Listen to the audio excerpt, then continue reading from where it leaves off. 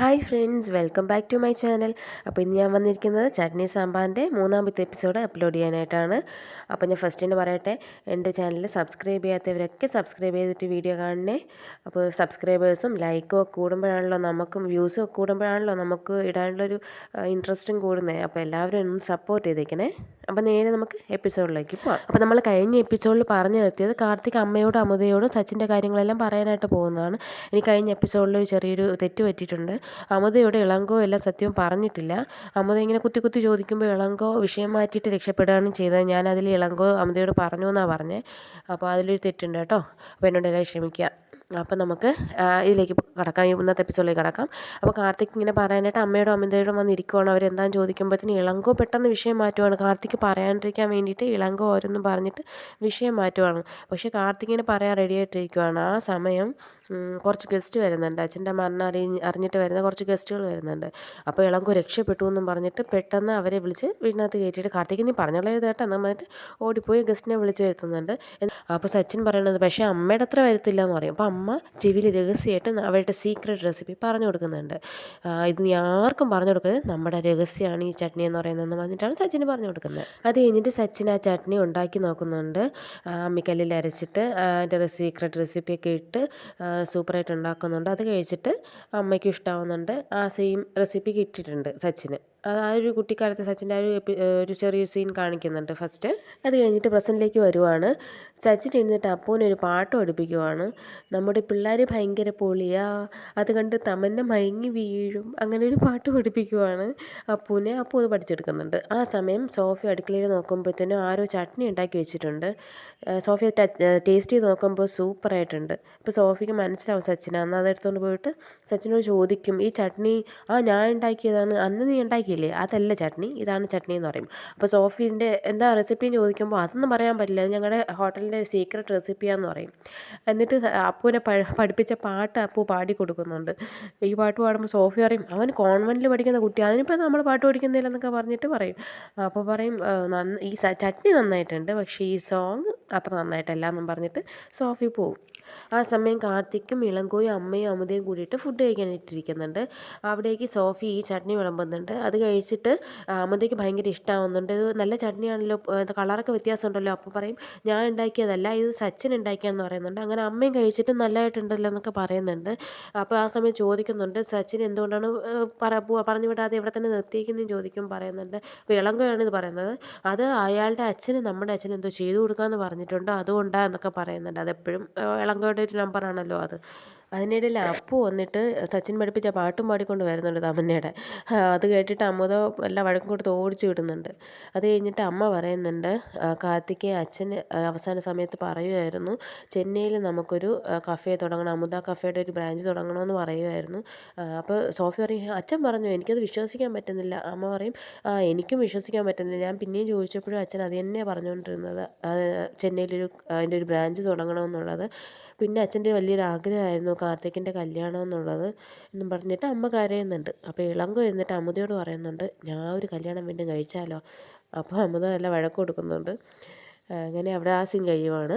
അത് കഴിഞ്ഞ് കാണിക്കുന്നത് സച്ചിൻ ഇങ്ങനെ പുറത്തിരിക്കുമ്പോൾ സോഫി വന്നിട്ട് ചോദിക്കും സച്ചിനോട്, നിങ്ങൾക്ക് നന്നായിട്ട് കുക്ക് ചെയ്യാനൊക്കെ അറിയാവോ? അപ്പോൾ സച്ചിൻ പറയും എൻ്റെ ചട്നി കഴിച്ചിട്ടാണോ ഇങ്ങനെ ചോദിക്കുന്നത്? അപ്പോൾ സോഫി പറയും അതല്ല, നിങ്ങൾക്ക് വേറെ എന്തൊക്കെ ഉണ്ടാക്കാൻ അറിയാം? അപ്പോൾ സച്ചിൻ പറയും എനിക്ക് നന്നായിട്ട് ബിരിയാണി ഉണ്ടാക്കാൻ അറിയാം, അതും ഫിഷ് ബിരിയാണി ഉണ്ടാക്കാൻ അറിയാം. അപ്പോൾ സോഫി പറയും അതിൻ്റെ റെസിപ്പി എങ്കിലും പറഞ്ഞുതരുമോ, ചട്നിയുടെ റെസിപ്പിയേ പറഞ്ഞു തന്നില്ല. അപ്പോൾ സച്ചിൻ പറയും അത് ഇവിടെ നല്ല ഫ്രഷ് മീനൊന്നും കിട്ടത്തില്ല, അതൊക്കെ ഞങ്ങളുടെ നാട്ടിലേ കിട്ടത്തുള്ളൂ, എനിക്കാണെങ്കിൽ നാട്ടിലൊരു ബിരിയാണി കട തുടങ്ങണമെന്നുണ്ട്, പക്ഷേ അതിന് ലോണ് കിട്ടുന്നില്ല എന്നൊക്കെ പറയും. എന്നിട്ട് പറയും എപ്പോഴും ഫിഷ് ഞാൻ ഉണ്ടാക്കുമ്പോഴത്തേനും നല്ല എന്താ പറയുക ഫ്രഷായിട്ട് ചിലപ്പോൾ ജീവനോടെ ആയിരിക്കും അതിനെ കട്ട് ചെയ്ത് അതിന് മസാലയൊക്കെ പുരട്ടി, മസാല പുരട്ടുന്ന മസാജ് ചെയ്യും പോലെയാണ് പുരട്ടുക. എന്നിട്ട് നന്നായിട്ട് അതിനോട് വർത്താനമൊക്കെ പറഞ്ഞ് ബാക്ക്ഗ്രൗണ്ടിൽ ഇളയരാജയുടെ സോങ് ഒക്കെ ഓടുന്നുണ്ടാവും. അങ്ങനെയൊക്കെയാണ് ഞാൻ ഫുഡ് ഉണ്ടാക്കുക. നമ്മളെപ്പോഴും ഫുഡ് ഉണ്ടാക്കുമ്പോൾ എൻജോയ് ചെയ്ത് വേണം ഉണ്ടാക്കാൻ. എൻ്റെ അമ്മ ഇങ്ങനെയായിരുന്നു, വെജിറ്റബിൾസൊക്കെ കട്ട് ചെയ്യുമ്പോഴേക്കും അതിനോട് വർത്താനം പറഞ്ഞിട്ടാണ് കട്ട് ചെയ്യുക. അപ്പോൾ സോഫിയും പറയും എൻ്റെ അമ്മ അങ്ങനെയായിരുന്നു, വെജിറ്റബിൾസിനോട് ഇങ്ങനെ കട്ട് ചെയ്യുമ്പോഴേക്കും അതിനോടൊക്കെ വർത്താനം പറയുമായിരുന്നു. അപ്പോൾ സച്ചിൻ പറയും അങ്ങനെയായിരിക്കണം നമ്മൾ ഫുഡ് ഉണ്ടാക്കേണ്ടത്, അല്ലാണ്ട് ആർക്കെങ്കിലും വേണ്ടിയിട്ടില്ല, നമ്മൾ എൻജോയ് ചെയ്താണ് ചെയ്യാൻ എന്നൊക്കെ പറയും. അപ്പോൾ സോഫി പറയും ഇവിടുത്തെ സാറും ഇങ്ങനെയൊക്കെ പറയുമായിരുന്നു. അപ്പോൾ അത് കേൾക്കുമ്പോഴത്തേനും സച്ചിൻ്റെ മൂടൊക്കെ പോകും. അത് താല്പര്യമില്ലല്ലോ, രത്നസ്വാമിയെക്കുറിച്ച് കേൾക്കുന്നത് തന്നെ താല്പര്യമില്ലല്ലോ. സാറാ എനിക്കിവിടെ ബിരിയാണി വയ്ക്കാനൊക്കെ പഠിപ്പിച്ചതെന്ന് എന്നൊക്കെ പറയുമ്പോഴത്തേനും സച്ചിൻ പറയും അടുക്കളയിൽ എന്തോ കരിഞ്ഞെന്ന് തോന്നുന്നു, സ്മെല്ല് വരുന്നുണ്ട്, പോയി നോക്ക് എന്ന് പറഞ്ഞിട്ട് സോഫിനെ ഓടിച്ചു വിടും. അത് കഴിഞ്ഞ് കാണിക്കുന്നത് കാർത്തിക്കിൻ്റെ അടുത്തേക്ക് ഇളങ്കോ വന്നിട്ട് പറയും, എടാ എനിക്കൊരു ബിസിനസ് ഐഡിയ ഉണ്ട്, ഫസ്റ്റ് നീ ഇത് പറ, സച്ചിൻ നിൻ്റെ ആരാ? എൻ്റെ ചേട്ടൻ. നമ്മുടെ ഹോട്ടൽ എന്തിനാ ഫേമസ്? സാമ്പാറിന്. സച്ചിൻ്റെയോ? ചട്നി. അപ്പം നമുക്ക് ഈ സാമ്പാറും ചട്നിയും കൂടി ഒരു കൊളാബറേഷൻ ആയാലോ? എന്തായാലും രത്നസ്വാമിക്കോ അമ്മത്തേക്കോ ഒന്നിക്കാൻ പറ്റിയില്ല, അവിടെ ചട്നി സാമ്പാറെങ്കിലും ഒന്നിക്കട്ടെ. അപ്പോൾ കാർത്തിക് പറയും, എടാ ബിസിനസ്സും ഫാമിലിയും തമ്മിൽ നീ കൂട്ടിക്കുഴയ്ക്കരുത്. അപ്പോൾ ഇളങ്കോ പറയും, എടാ നിൻ്റെ അമ്മ വരെ പറഞ്ഞില്ലേ അച്ഛന് ചെന്നൈയിലൊരു ബ്രാഞ്ച് തുടങ്ങാൻ ആഗ്രഹം ഉണ്ടായിരുന്നു, ഇതിപ്പോൾ എല്ലാം കൂടിയിട്ട് ഒത്തു വന്നില്ലേ? അപ്പോഴും കാർത്തിക്കിന് ഒരു താല്പര്യമില്ല. അപ്പോഴും കാർത്തിക് പറയുന്നത് സച്ചിൻ ആദ്യം ഈ ഫാമിലിയിലെ അംഗമായിട്ട് അംഗീകരിക്കട്ടെ, എന്നിട്ട് ഇതിനെക്കുറിച്ചൊക്കെ ആലോചിക്കാമെന്ന് പറഞ്ഞിട്ട് കാർത്തിക് പോകുന്നുണ്ട്.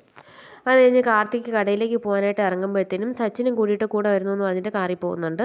സച്ചിൻ്റെ റോഡിൽ അവിടെ ഇറക്കിയാൽ മതി, ATM കാശ് എടുക്കാനാണെന്ന് പറയും. അങ്ങനെ രണ്ടുപേരും കാറിൽ പോകുമ്പോഴത്തേനും കാറിൻ്റെ ഫ്രണ്ടിൽ ഒരു കുഞ്ഞ് ഗണപതി ഇരിപ്പുണ്ട്. ആ ഗണപതിനെ കണ്ടിട്ട് സച്ചിൻ പറയും നല്ല ഗണപതി എന്ന് പറയും.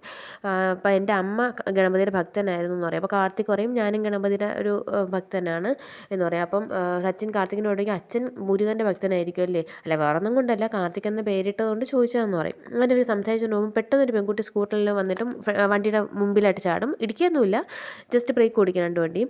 അപ്പോൾ അങ്ങനെ കാർത്തിക് ദേഷ്യത്തോട് ഏത് പെൺകുട്ടിയാണെന്നുള്ള രീതിയിൽ നോക്കുമ്പോഴാണ് ഇവർ തമ്മിൽ എന്തോ പരിചയമുണ്ട്. അപ്പോൾ രണ്ടുപേരും പെട്ടെന്ന് സൈലൻ്റ് ആവും. അപ്പോൾ അത് സച്ചിനൊന്ന് നോട്ട് ചെയ്യുന്നുണ്ട് ഇവർ രണ്ടുപേരുടെയും മുഖഭാവം മാറിയതൊക്കെ.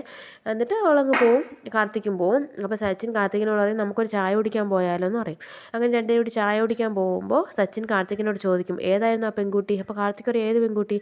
എനിക്ക് ചട്നി ടേസ്റ്റ് ചെയ്യാണ്ട് തന്നെ ഏതാന്താന്നൊക്കെ പറയാൻ അറിയാം, അപ്പോഴാണോ ഇതെന്നൊക്കെ ചോദിച്ചിട്ട് സച്ചിൻ പറയും സത്യം പറയാൻ പറയും, അതോ ഞാൻ പോയി പെൺകുട്ടിയോട് ചോദിക്കണം? അപ്പോൾ കാർത്തിക് പറയും കാര്യങ്ങളൊക്കെ പറയും. അവളുടെ പേര് ജിൻസി എന്നാണ്, എൻ്റെ കൂടെ കോളേജിൽ ജൂനിയറായിട്ട് പഠിച്ചതാണ്, ഞങ്ങൾ തമ്മിൽ നല്ല സ്നേഹത്തിലുമായിരുന്നു. ഇപ്പോൾ ഇവിടെ ഒരു സ്കൂളിൽ ടീച്ചറായിട്ട് വർക്ക് ചെയ്യാണ്. എൻ്റെ അച്ഛൻ അവളുടെ വീട്ടിൽ പോയി പെണ്ണ് ചോദിച്ചതാണ്, പക്ഷെ അവളുടെ അച്ഛൻ എന്താണെന്നറിയില്ല, സമ്മതിച്ചില്ല. അതുകൊണ്ട് തന്നെ ഇപ്പം ഞങ്ങൾ മിണ്ടാറുമില്ല. അപ്പോൾ സച്ചിൻ പറയും എന്താ നിങ്ങളുടെ കാസ്റ്റിൻ്റെ പ്രശ്നം വല്ലതാണോ? അറിയില്ല, എന്താണെന്നറിയില്ല, അവളുടെ അച്ഛൻ സമ്മതിക്കുന്നേ ഇല്ല എന്ന് പറഞ്ഞു. എന്നിട്ട് പറഞ്ഞു അപ്പോൾ സച്ചിൻ പറഞ്ഞു അതുകൊണ്ടാണല്ലേ നീ കല്യാണത്തിൻ്റെ കാര്യം പറയുമ്പോഴത്തേനും സമ്മതിക്കാതിരിക്കുന്നത്? അപ്പോൾ കാർത്തിക് പറയും അതെങ്ങനെയാണ് ഞാൻ ഇങ്ങനെ പെട്ടെന്ന് മറക്കാൻ സാധിക്കുന്നത്? അപ്പോൾ സച്ചിൻ പറയും നീ രത്നസ്വാമിയുടെ മോനാ? അപ്പോൾ കാർത്തിക് നോട്ടം നോക്കാം, അത് പോട്ടെ, നീ അവളെ സിൻസിയറായിട്ടാണ് സ്നേഹിക്കുന്നത്, അവൾ നിന്നെ സിൻസിയറായിട്ടാണ് സ്നേഹിക്കുന്നത്? അതേന്ന് പറയും. അങ്ങനെയാണെങ്കിൽ പിന്നെ എന്നെ കിഡ്നാപ്പ് ചെയ്ത സമയത്ത് നിനക്ക് അവളെ കിഡ്നാപ്പ് ചെയ്ത് കൊണ്ടുപോയി കല്യാണം കഴിച്ചുകൂടായിരുന്നോ? ഞാൻ അവളോട് അതും ചോദിച്ചത്. അപ്പോൾ അവൾ പറഞ്ഞു അച്ഛനെ ധിക്കരിച്ച് വരാൻ പറ്റത്തില്ല എന്ന് പറഞ്ഞു. അവളും ഇപ്പോൾ കല്യാണം കഴിച്ചിട്ടില്ല, അവളും അത്ര സിൻസിയറായിട്ടാണല്ലോ അവളും കല്യാണം കഴിക്കാതെ ഇപ്പോഴും ഇരിക്കുന്നതെന്ന് പറയും. എനിക്കിപ്പോഴാണ് ഒരു കാര്യം മനസ്സിലായത്, നിൻ്റെ അച്ഛൻ അവസാന നിമിഷം നിന്നോട് സോറി പറഞ്ഞ് എന്തിനാണെന്നറിയാവോ? നിൻ്റെ ഈ കല്യാണം നടക്കാത്തതിൻ്റെ പേരിലാണ്. അതുകൊണ്ട് നീ വേറെ ഏതെങ്കിലും പെണ്ണിനെങ്കിലും കല്യാണം കഴിച്ചിട്ട് നീ സന്തോഷമായിട്ട് ജീവിക്കാൻ നോക്ക്. അപ്പോൾ അത് കാർത്തിക് നടക്കത്തില്ല എന്ന് പറയുകയാണ്. അപ്പോൾ സച്ചിൻ ചോദിക്കണം എപ്പോഴും അച്ഛൻ അച്ഛൻ അച്ഛൻ എന്ന് പറഞ്ഞിട്ട് അച്ഛൻ്റെ ആ വിഷമം നീ എന്താ നടത്തി കൊടുക്കാത്ത എന്താണെന്ന് പറഞ്ഞ് സച്ചിൻ ദേഷ്യപ്പെടുന്നുണ്ട്. അപ്പോൾ കാർത്തിക് സച്ചിനോട് ചോദിക്കും സച്ചിൻ ആരെങ്കിലും പ്രണയിച്ചിട്ടുണ്ടോ എന്ന്? എന്താടാ ഈ ലോകത്തില്ലാത്ത ലവ്വാ, നിൻ്റെ അച്ഛൻ എൻ്റെ അമ്മേനെ പ്രണയിച്ചതില്ലേ? അപ്പോൾ കാർത്തിക് പറയും അനാവശ്യം പറയരുത് കേട്ടോ. അപ്പോൾ സച്ചിൻ പറയും പിന്നെ അല്ലാണ്ട് നിൻ്റെ അച്ഛൻ നിന്നെ പോലെയായിരുന്നോ? ഊട്ടിയിൽ വന്നിട്ട് ഒരു കല്യാണം കഴിച്ചിട്ട് ആ പെണ്ണെ ചതിച്ചിട്ട് വന്നില്ലേ? അപ്പോൾ കാർത്തിക് പറയും ഇതിപ്പോൾ ശരിയാവില്ല, നമുക്ക് പോവാം എന്നുള്ള രീതിയിൽ സച്ചിനെ വിളിച്ചുകൊണ്ട് പോവും. അപ്പോൾ സച്ചിൻ കാർത്തികിനോട് ചോദിക്കും നിങ്ങളുടെ പ്രണയം എങ്ങനെ തുടങ്ങിയത്, നിനക്ക് ബുദ്ധിമുട്ടില്ലെങ്കിൽ പറയാൻ പറയും. അപ്പോൾ കാർത്തിക് പറയും ഞങ്ങൾ കോളേജിൽ വെച്ചിട്ട് അവൾക്ക് മാത്സ് ഭയങ്കര വീക്കായിരുന്നു, അപ്പോൾ ഞാനാണ് അവൾക്ക് മാത്സ് പറഞ്ഞു കൊടുത്തുകൊണ്ടിരുന്നത്. ഒരു ദിവസം ഒരു ക്ലാസ്സിൽ ഒറ്റയ്ക്ക് വിഷമിച്ചിരിക്കുന്നുണ്ട് എന്താണെന്ന് ചോദിച്ചു, അപ്പോൾ മാത്സിന് ഫെയിലായി എന്ന് പറഞ്ഞു. അപ്പോൾ ഞാൻ നല്ല വഴക്ക് കൊടുത്തു, ഇത്രയും പഠിപ്പിച്ചിട്ട് നീ എന്താ തെറ്റിച്ചതെന്നൊക്കെ പറഞ്ഞ് ആൻസർ ഷീറ്റ് വാങ്ങി നോക്കിയിട്ട് ഇത് ഞാൻ പഠിപ്പിച്ചതല്ലേ എന്നൊക്കെ ചോദിച്ച് ഞാൻ വഴക്ക് കൊടുത്തു. എന്നിട്ട് അവളെ കയ്യിലൊരു അടി കൊടുത്തു. ആ സമയം അവൾ സൈലൻ്റ് ആയിട്ട് ഇതിന് പെട്ടെന്ന് എന്നെ എണീറ്റ് നോക്കിയിട്ട് അവൾ എന്നോട് ഐ ലവ് യു പറഞ്ഞു. അപ്പം ഞാൻ ചോദിച്ചു ഈ സമയത്താണ് ഐ ലവ് യു പറയുന്നത്? അതിനി കുറച്ച് നാളായിട്ട് ഉണ്ടായിരുന്നു തോന്നുന്നുണ്ടായിരുന്നു, നിൻ്റെ അടിയും കൂടി കിട്ടിയപ്പോൾ എനിക്കത് പറയാനുള്ള ധൈര്യമായി എന്നും പറഞ്ഞിട്ട് അവൾ ഐ ലവ് യു പറയുകയാണ്. അപ്പോൾ കാർത്തിക്കും തിരിച്ച് ഐ ലവ് യു പറയുന്നുണ്ട്. എന്നിട്ട് കാർത്തിക് പറയുന്നുണ്ട് എന്നാലും മാത്സിന് മാർക്ക് കുറഞ്ഞത് ശരിയായില്ല എന്ന് പറയുന്നുണ്ട്. അങ്ങനെ ആ സീൻ കട്ടാവുക. അത് കഴിഞ്ഞ് കാണിക്കുന്ന വീടാണ്. വീട്ടിൽ ജ്യോത്സ്യം വന്നിട്ട് പറയുന്നുണ്ട് അച്ഛൻ മരിച്ച സമയത്ത് കുറച്ച് ദോഷങ്ങളൊക്കെ ഉണ്ട്, അതിൻ്റെ പരിഹാരങ്ങൾ ചെയ്തില്ലേൽ കുടുംബത്തിന് ആ ദോഷം എന്ന് പറയും. അപ്പോൾ അമ്മത് ചോദിക്കും അതെന്തുകൊണ്ടാണ് ദോഷം വന്നതെന്ന് ചോദിക്കുമ്പോൾ പറയും അച്ഛൻ ആർക്കോ എന്തൊക്കെയോ ചെയ്യണമെന്ന് കരുതിയിട്ടുണ്ടായിരുന്നു, അതൊക്കെ പൂർത്തിയാക്കാൻ പറ്റാത്തതിൻ്റെയാണെന്ന് പറയും. എന്നിട്ട് പറയും പരിഹാരമുണ്ട്, 48 ദിവസത്തേക്ക് അച്ഛൻ മരിച്ച സമയത്ത് വിളക്ക് കത്തിച്ച് വെക്കണം, അതുപോലെ തന്നെ കർമ്മങ്ങളെല്ലാം കഴിയുമ്പോഴത്തേനും ഒരു 50 പേർക്ക് അന്നദാനം നടത്തണം എന്ന് പറയും. അപ്പോഴത്തേനും ഇളങ്കോ ജോത്സ്യൻ്റെ അടുത്ത് എടുത്ത് ചോദിക്കും, മകൾ വീട്ടിലിരുന്നിട്ട് വിളക്ക് കത്തിക്കണം, മകൻ പുറത്ത് പോയിട്ട് 50 പേർക്ക് അന്നദാനം ചെയ്യണം, അങ്ങനെയല്ലേ ജോത്സ്യന് എന്ന് ചോദിക്കും. അപ്പോൾ ജോത്സ്യൻ അതെ അങ്ങനെ മതിയെന്ന് പറഞ്ഞിട്ട് ജോത്സ്യൻ പോവാണ്. അത് കഴിയുമ്പോഴത്തേനും ഇളങ്കോ കാർത്തികിനെ വിളിച്ചിട്ട് പറയും, എടാ കേട്ടല്ലോ, നീ പോയി അന്നദാനം നടത്തിക്കോ, അവളിവിടെ വിളക്ക് കത്തിച്ചോളൂ. അപ്പോൾ കാർത്തിക് പറയും, ഞാൻ മാത്രം പോരാ, സച്ചിനെ മരണമെന്ന് പറയും. അപ്പോൾ ഇളങ്കോ പറയും, സച്ചിനേലും താല്പര്യമില്ല, അന്ന് അച്ഛന് ചിതാഭസ്മം ഒഴുക്കുമ്പോൾ തന്നെ താല്പര്യമില്ലാണ്ടാണ് നിന്നത്, സച്ചിൻ വരത്തില്ല എന്ന് പറയും. അപ്പോൾ കാർത്തിക് പറയും, അത് നീ എങ്ങനെയും പറഞ്ഞ് സമ്മതിപ്പിക്കണം, നീയല്ലേ മാർക്കറ്റിംഗ്. അപ്പോൾ ഇളങ്കോ പറയും, ഇതെന്താ പ്രോഡക്റ്റ് വല്ലതും മാർക്കറ്റ് ചെയ്യാനായിട്ട്, അപ്പം നീ എങ്ങനെയും സച്ചിനെ സമ്മതിപ്പിക്കാമെന്ന് പറഞ്ഞിട്ട് കാർത്തിക് പോകും. അപ്പോൾ അത് കഴിയുമ്പോഴത്തേനും അമുത ഇളങ്കോയെ വിളിക്കും. എന്നിട്ട് ചോദിക്കും, നമ്മൾ നാളെ എപ്പോഴാണ് പോകുന്നത്. അപ്പോൾ ഇളങ്കോയ്ക്ക് എവിടെ പോകുന്ന കാര്യം, അന്നദാനം കൊടുക്കാനായിട്ട്. അപ്പോൾ ഇളങ്കോയ്ക്ക് ദേഷ്യം വന്നിട്ട്, നീ എന്തിനാണ് പോകുന്നത്, നീ വീട്ടിലിരുന്ന് വിളക്കല്ലേ കത്തിക്കുന്നത്, അതിന് നിങ്ങളെന്തിനാണ് വോയിസ് റേസ് ആക്കുന്നത്, അല്ല നീ വീട്ടിലിരുന്ന് വിളക്ക് കത്തിക്കുകയല്ലേ ചെയ്യുന്നത്, കാർത്തികല്ലേ അന്നദാനം ചെയ്യാൻ പോകുന്നത്. അപ്പോൾ അമുത പറയും, ചേട്ടനെക്കാളും ഒറ്റ മോളല്ലേ ഞാൻ ചെയ്യുന്നതായാലും വലിയ കാര്യമൊന്നും പറയും. അപ്പോഴത്തേനും ഇളങ്കോ പറയും, ഇങ്ങനെ വിളക്കും കത്തിച്ച് നീ അന്നദാനം കൂടി നടത്തിയാൽ അതിൻ്റെ ഫലം കിട്ടില്ലെന്നാണ് കർണത്തടി സിദ്ധൻ പറഞ്ഞിട്ടുള്ളത്. അതാരാ കർണത്തടി സിദ്ധൻ? അത് പൊള്ളാച്ചിയിലുള്ളൊരു സിദ്ധനാണ്. അങ്ങനെ എന്തെങ്കിലും പരിഹാരത്തിന് ചെല്ലുമ്പോഴത്തേനും ആദ്യം കർണത്തടിച്ചിട്ടാണ് പിന്നെ മറുപടി പറയുന്നത്. അത് നിങ്ങൾക്ക് ഞാൻ അറിയാം, നിങ്ങൾ പോയിട്ടുണ്ടോ? അല്ല, നീ ഇവിടെ ഉള്ളപ്പം പിന്നെ ഞാൻ എന്തിനാണ് പോകുന്നത്, എൻ്റെ ഒരു ഫ്രണ്ട് പറഞ്ഞതാന്ന് പറയും. അങ്ങനെ പിന്നെ അമുദൻ എങ്ങനെയൊക്കെയോ പറഞ്ഞ് സമ്മതിപ്പിക്കും. എന്നാൽ ശരി, ഞാൻ പോകുന്നില്ല, നിങ്ങൾ പൊയ്ക്കോ എന്ന് പറഞ്ഞിട്ട് അമുദ പോകും. അത് കഴിഞ്ഞിട്ട് നേരെ ഇളങ്കോ സച്ചിൻ്റെ അടുത്തേക്ക് പോകും. സച്ചിനൊരു പാട്ടൊക്കെ പാടി ഹാപ്പി ആയിട്ടിരിക്കുവാണ്. ഇളങ്കോ ചോദിക്കും, നീ നല്ല ഹാപ്പിയിലാണല്ലോ. അപ്പോൾ സച്ചിൻ പറയും, ഈ വീട്ടിൽ നല്ല കാര്യം നടന്നതല്ലേ. അപ്പോൾ ഇളങ്കോ പറയും, അത് നിൻ്റെ അച്ഛനല്ലേടാ മരിച്ചത്. എന്നിട്ട് പിന്നെ വന്ന കാര്യം പറയാം ഇളങ്കോ, ഇങ്ങനെ അന്നദാനം നടത്തുന്നുണ്ട്, നീയും കൂടി വരണമെന്ന് പറയും. അപ്പോൾ സച്ചിൻ സമ്മതിക്കില്ല. ഞാൻ എന്തിനാണ് വരുന്നതെന്നൊക്കെ ചോദിച്ചിട്ട് സച്ചിൻ സ്ഥിരം ദേഷ്യം കാണിക്കുമല്ലോ, അതുപോലെ ഞാൻ വരുന്നില്ല എന്നൊക്കെ പറഞ്ഞിട്ട് എതിർത്തുകൊണ്ട് നിൽക്കും. അവസാനം പിന്നെ സമ്മതിക്കും. എന്തായാലും പാവങ്ങൾക്ക് അന്നദാനം കൊടുക്കുന്നില്ല, ഞാനൊരു പാവപ്പെട്ടാണ്, ഞാൻ അവരോട് നിന്ന് കഴിച്ചോളാം എന്നൊക്കെ പറഞ്ഞ് സമ്മതിക്കും. അപ്പോൾ ഇളങ്കോയെ ഹാപ്പിയായി. ഓക്കെ. അത് കഴിഞ്ഞിട്ട് സച്ചിൻ ചോദിക്കും, എടാ ഇവിടെ ഒരു കല്യാണപ്രായമായ പയ്യൻ നിൽക്കുമല്ലേ, നിങ്ങൾ എന്താണ് അവൻ്റെ കാര്യം നോക്കാത്തത്. അപ്പോൾ ഇളങ്കോ പറയും, ഞങ്ങൾ എന്ത് ചെയ്യാനാണ്, അച്ഛൻ അന്ന് പോയി പെണ്ണൊക്കെ ചോദിച്ചതാണ്. അപ്പോൾ അവർ സമ്മതിക്കുന്നില്ല, എന്ത് ചെയ്തിട്ടും സമ്മതിക്കില്ല, എന്താണ് കാര്യമെന്നൊന്നും പറഞ്ഞിട്ടില്ല, സമ്മതിച്ചിട്ടില്ല. ഒരു ദിവസം അച്ഛൻ പോയി ചോദിച്ചതാണ്. അന്ന് അച്ഛൻ പോയിട്ട് വന്നിട്ട് ഒരുപാട് വിഷമത്തിലാണ് വന്നത്. കാർത്തികിനോട് ഒരുപാട് മാപ്പൊക്കെ ചോദിക്കുകയും ചെയ്തു. നീ എന്നെ അത് വേണം ഇത് വേണം അങ്ങനെയൊന്നും പറഞ്ഞിട്ടില്ല, നീ ആദ്യമായിട്ടാണ് എന്നോട് ഒരു കാര്യം പറഞ്ഞു, എനിക്ക് സഹായിച്ചതിനെ കഴിഞ്ഞില്ല മോനെ, നിന്നോട് ക്ഷമിക്കുക എന്നൊക്കെ പറഞ്ഞിട്ട് അച്ഛൻ ഒരുപാട് വിഷമിച്ചിട്ടുണ്ടായിരുന്നു. അച്ഛൻ എന്നുള്ള നിലയിൽ ഞാൻ തോറ്റുപോയടാ എന്നൊക്കെ പറഞ്ഞ് നല്ല വിഷമത്തിലായിരുന്നു അച്ഛൻ. എന്നിട്ട് എന്തുകൊണ്ടാണ് അവിടുത്തെ അച്ഛൻ സമ്മതിക്കാമെന്ന് ചോദിച്ചിട്ട് അത് പറയുന്നില്ല. അത് എനിക്കിപ്പോൾ പറയാൻ സാധിക്കില്ല എന്നൊക്കെയാണ് അച്ഛൻ പറയുന്നത്. അങ്ങനെ അച്ഛൻ ഭയങ്കരമായിട്ട് അന്ന് വിഷമിച്ചായിരുന്നു, എല്ലാവരും ഒന്ന് വിഷമിച്ചായിരുന്നു.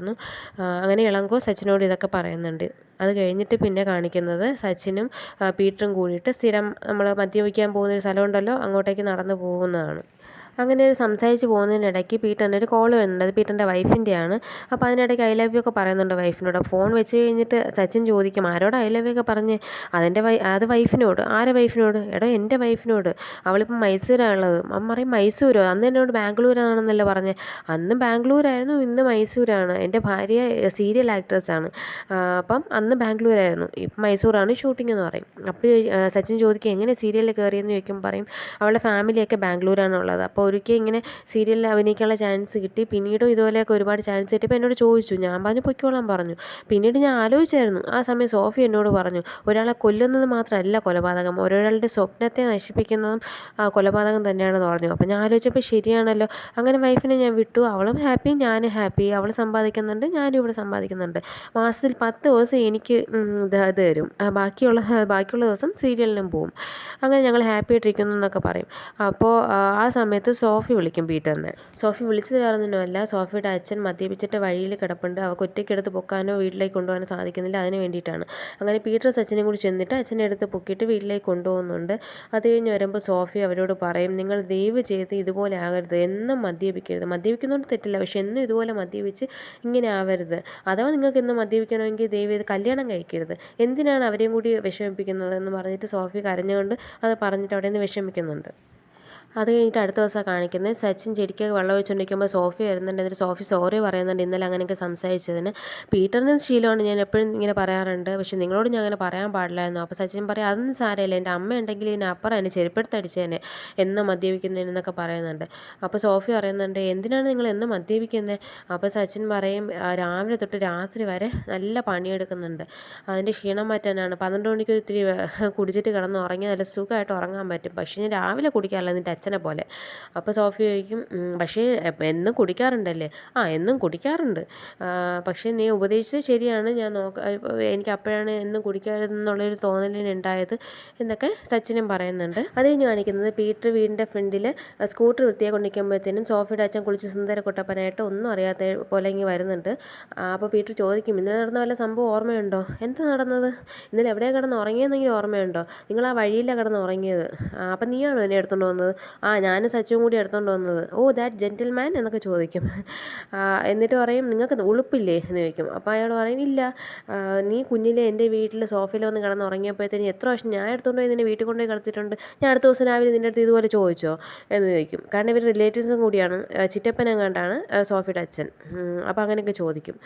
പീറ്റർ നാണമില്ലാത്തവനോട് ചോദിച്ചിട്ടും കാര്യമൊന്നുമില്ല എന്നൊക്കെ പറയും. അത് കഴിഞ്ഞ് കാർത്തിക്കും സച്ചിനും പീറ്ററും ഇളങ്കോയും കൂടിയിട്ട് അമ്പലത്തിൻ്റെ മുന്നിലായിട്ട് അന്നദാനം നടത്തുവാണ്. ആ സമയം കാർത്തിക് പറയും ചേട്ടൻ തന്നെ ആദ്യം കൊടുക്കുമെന്ന് പറയും. അങ്ങനെ സച്ചിനും കാർത്തിക്കും കൂടിയിട്ട് ഓരോ ആളുകൾക്കായിട്ട് ഓരോ പൊതിയായിട്ട് കൊടുക്കുന്നുണ്ട്. ആ സമയം അമുദയാണെങ്കിൽ ഇളങ്കോയെ ഫോൺ വിളിച്ച് പറയും അവിടെ അന്നദാനം കഴിഞ്ഞോ എന്ന് ചോദിക്കും. അപ്പോൾ ഇളങ്കോ പറയും ഇല്ല നടന്നുകൊണ്ടിരിക്കുക, എന്താ? അല്ല എനിക്കങ്ങോട്ട് വരാനായിരുന്നു. അപ്പോൾ ഇളങ്കോ പറയും ഞാൻ പറഞ്ഞതല്ലേ നിന്നോട് നീ വീട്ടിൽ നിന്ന് വിളക്ക് കത്തിക്കണമെന്ന്.